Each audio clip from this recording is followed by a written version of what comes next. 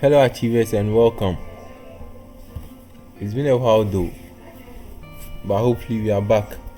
So in today's video we are going to look at the 3 basic ways by which we can style our web page, or we can style elements on our web page or in our website. So today we are going to use the 3 basic style methods to achieve this.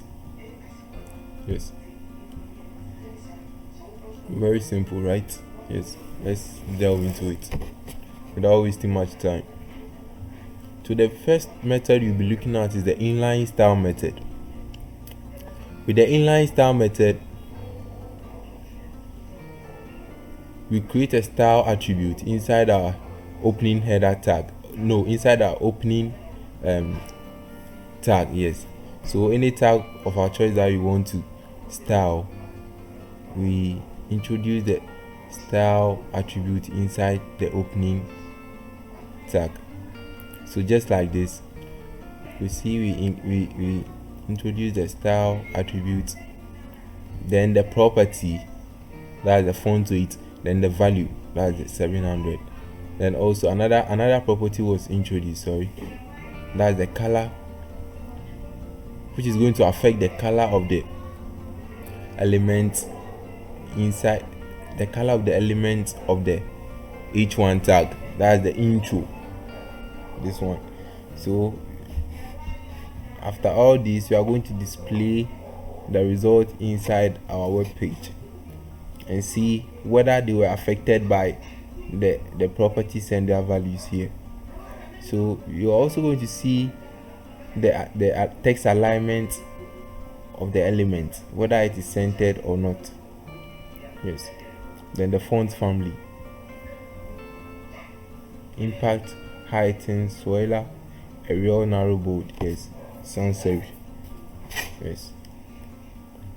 So after including all this, that's the attributes, the properties and their values inside the opening tag, we close the opening tag, then we put in our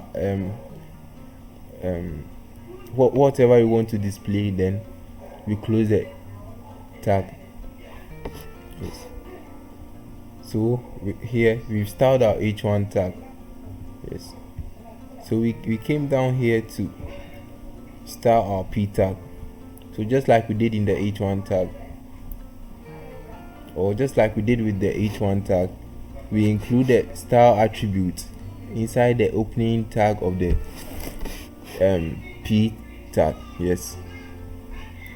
So we set the color, that's the property color, to blue violet, the font family to Arial, Helvetica, sans serif, the text alignment to center, the font size to 2M. Yes. We also included the span inside the p tag. Yes,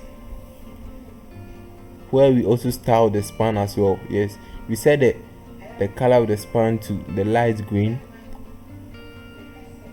the background color to black. Then we put in our welcome beautifully here. Then we close the span tag, then we brought the closing tag of the p tag as well. Yes, simply put. So let's see how the result is displayed. Let's open with live server. Yes, so there we have it. We use the inline style method to display this. Okay, so let's move on to the next method. The next method we'll be looking at is the embedded style sheet or embedded style method. So with this, we create a style tag inside the head tag, yes, of the HTML file. So inside the style tag, we introduce our tag that we want to style, the tag element we want to style. Then we introduce a curly bracket, an opening curly bracket. Then again we introduce our property, then their values. Yes, So similarly like we did with the inline style, just that with the embedded style, the styling is done inside the style tags, also inside the header tag, inside the head tag, sorry. But with the inline style, the styling is done inside the body tag. Yes, we style the element tag inside the body tag. So that's the difference. Yes, so we do all this styling, then come down inside the body tag and simply fixing our elements. Yes, just like this. So you can see the difference from here. Yes, so let's see how it is displayed.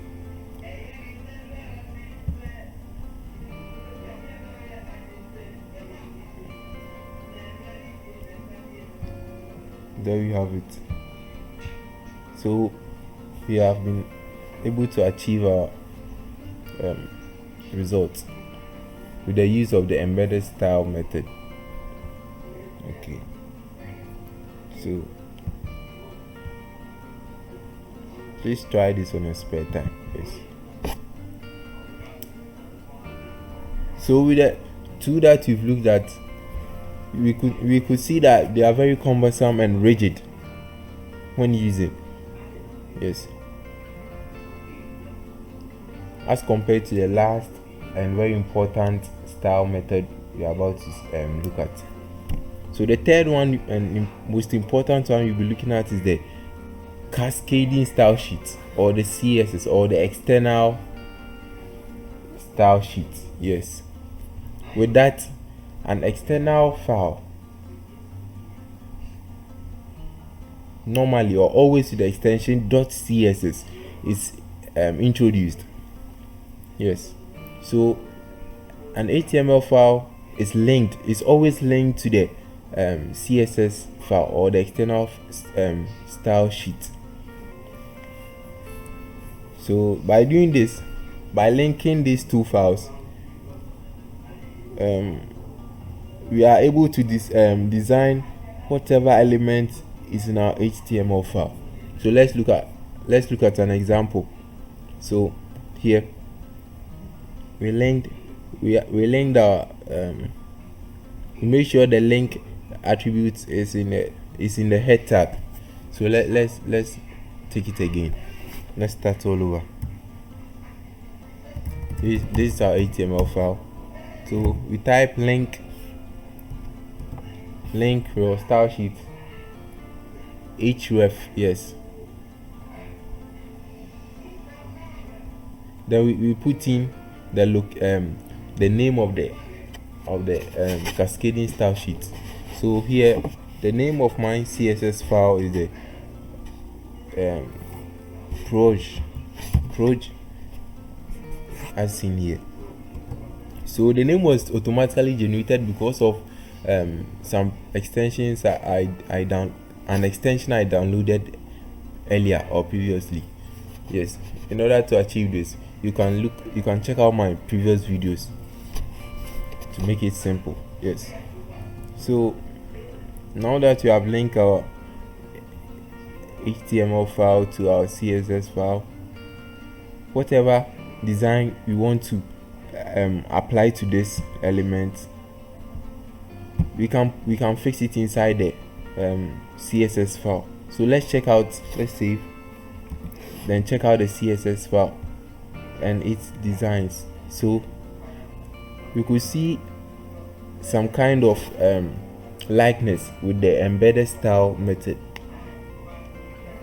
The important difference, or the difference, is that with the CSS styling or the CSS style method, designing or styling is very flexible. Yes, you can make it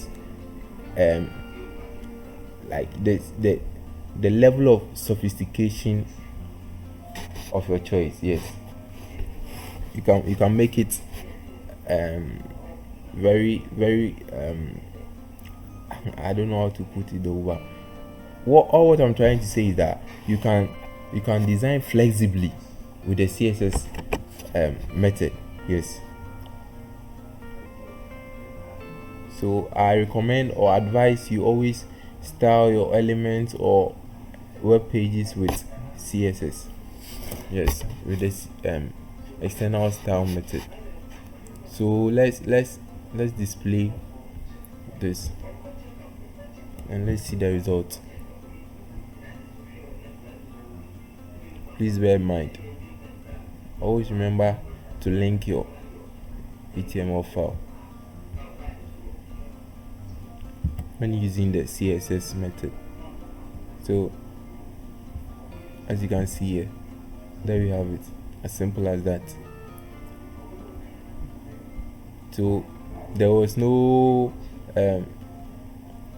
form of styling here. We did everything inside the CSS file, then we linked the two files, then you have been able to achieve this. Yes, as simple as that. Please try this on your leisure time, so you don't forget some basic tips and basic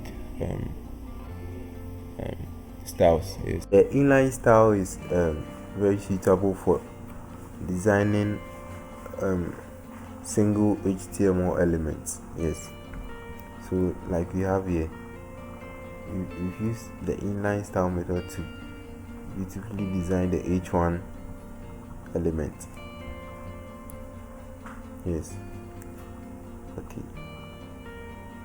And with the embedded style, is also suitable for designing a page of a website or a web page. Yes, just a page is suitable for doing that.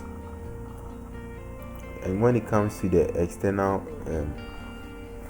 style sheet, that one is also suitable for designing the whole of the website or designing many pages. Yes, but I highly recommend the use of the CSS. Yes, where you introduce your selector, the properties, and the values. Yes, okay, so that's it for this tutorial, guys. So I'll urge all of you to try this as much as possible at your leisure time. Also, I'd like to wish everyone a Merry Christmas and a Happy New Year. Look out for my next video and take care. Don't forget to like and subscribe as well. Bye.